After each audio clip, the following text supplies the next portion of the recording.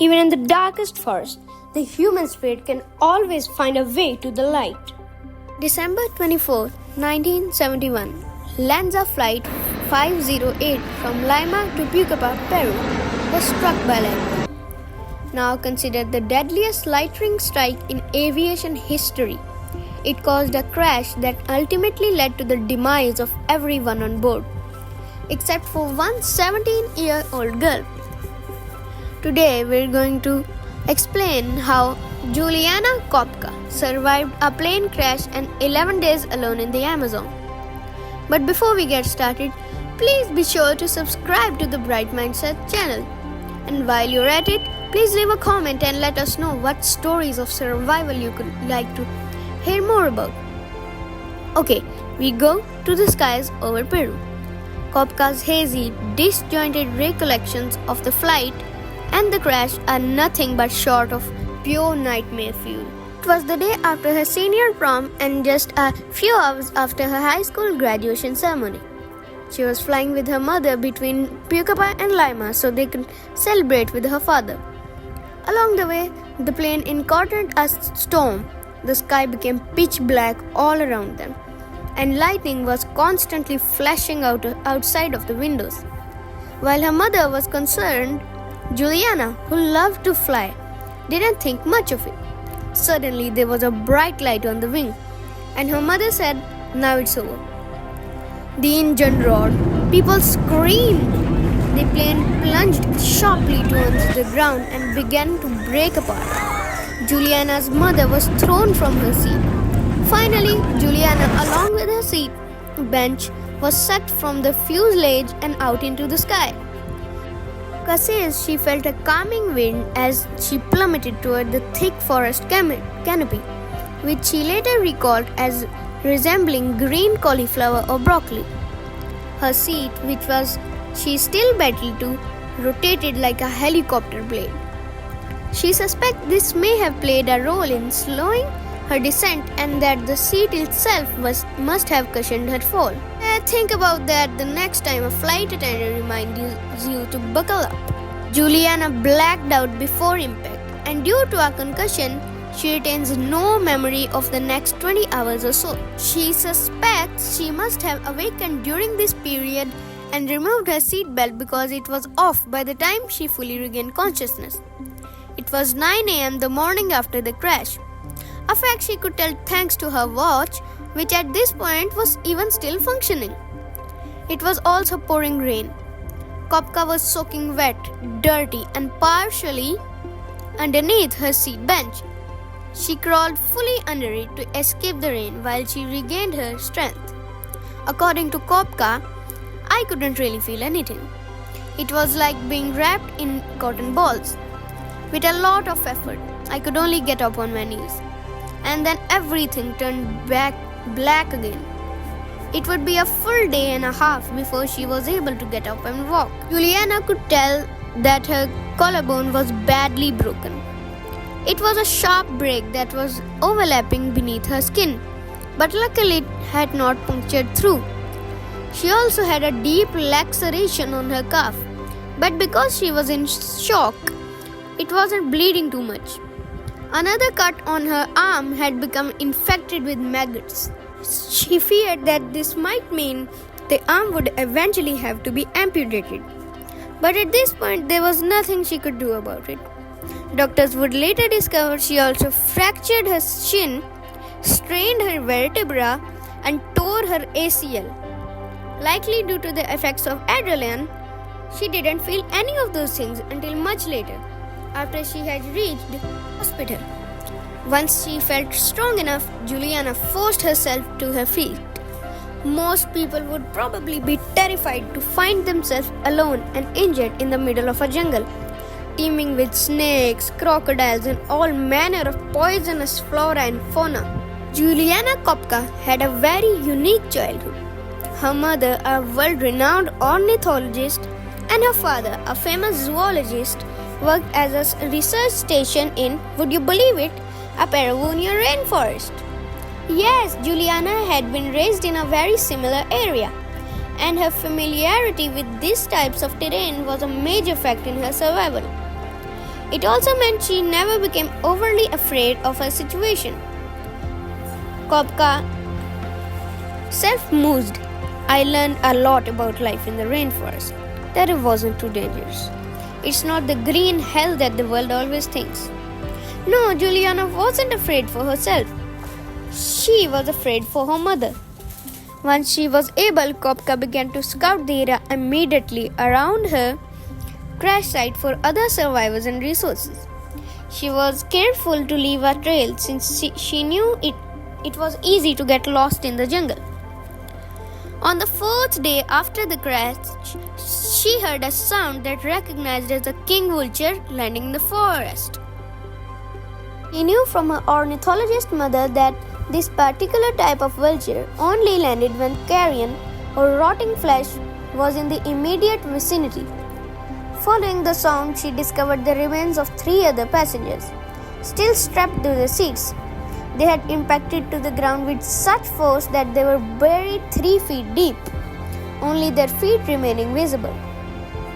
One of the victims was a woman, and Koepcke initially feared it might be her mother. However, poking her with a stick, she was able to discern that the woman had pointed toenails, which her mother did not. During these first few days, Koepcke would initially hear the sounds of rescue planes overhead. Because the forest canopy was so thick, she wasn't able to see them. And more frustratingly, she could not get their attention.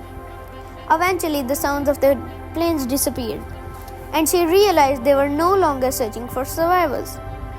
She would later describe these as her most hopeless moments.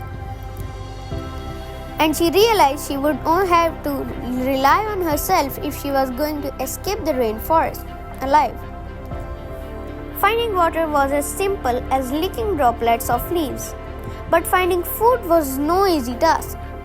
She didn't have the tools necessary to fish or hack at edible stems and roots, and she knew a great deal of what else grew in the rainforest was poisonous. Though it wasn't much, Koepcke had been lucky enough to discover a bag of candy near where she landed. That candy would be her only sustenance, and she rationed it carefully, eating just a couple of pieces each day. After it was gone, she experienced extreme hunger. At one point, Juliana briefly considered trying to catch and eat some wild frogs she had spotted, but discovered she was too weak and slow to get them. This ultimately turned out to be a good thing, since she later learned they were venomous dart frogs that likely would have ended her. Juliana searched the area she landed in for other survivors, but she didn't find any. She did, however, find a small well. It reminded her of some advice her father had given her as a child. He told her if she was ever lost in the jungle, she should follow the water sources to find rescue. The idea was that each tiny stream would lead to a bigger one and eventually be a water source for potential rescuers. Juliana has stated that she found other survivors. She probably would have stayed put and waited with them. In hindsight, she realized that likely would have cost her her life. Without anyone else to wait with, she decided to start at the well and follow the water. Progress was slow and difficult. Koepcke was only wearing a short, sleeveless mini dress, which made the nights very cold for her. Her watch had also stopped working, which meant she had to keep a close eye on the sun to tell time. She was also missing a shoe, which was particularly worrisome, given that she knew there were snakes that liked to camouflage themselves among the leaves on the forest floor. Complicating things even further was the fact that she had lost her glasses in the plane crash. Taken together, all this meant she had to constantly use her remaining shoe to probe the path ahead of her before she could even take one step. Eventually, the creek she was following became deep enough to walk in. Despite the fact that Koepcke could see crocodiles slipping in and out of the water, she knew they seldom bothered humans and that they were traveling by water was ultimately safer than traveling by land. As she followed the water, Koepcke noticed that the way was often blocked by logs, a sign that the area wasn't well traveled and might not lead to rescuers. Blocking these discouraging thoughts out, Juliane continued on. Then on the 10th day after the crash of Landsat Flight 508, Koepcke spotted a boat. At first, she thought she was hallucinating, but she moved toward it and found herself actually able to touch it. Once she determined the boat was real, her adrenaline kicked in. Near the riverbank where she spotted the boat, Koepcke saw a path leading up into the forest. Assuming her rescuers had gone in that direction, she tried to make her own way up the path. By this point, she was so weak she could only crawl. Even worse, the maggots that had infected the cut on her right arm were causing her intense pain as they tried to burrow further into the wound. Luckily, at the top of the path, she came across a small hut that had a can of gasoline in it. She recalled that her father has used kerosene to treat a dog who had a similar wound. Juliane sucked the gasoline from the can and applied it to her wound. The pain was intense, but it worked. She removed 30 maggots herself. Her rescuers would later remove another 50.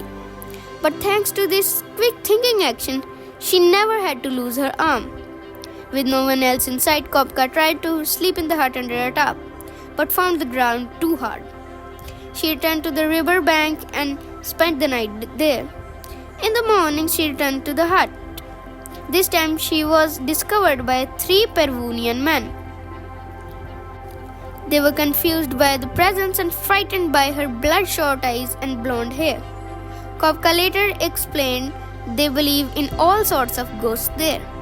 At first, they thought I was one of the water spirits called Yemena. They are blonde, supposedly.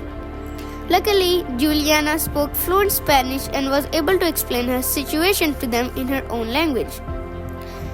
The next day, these men took her downstream into their boat to a nearby town where she was able to get treatment at a local hospital.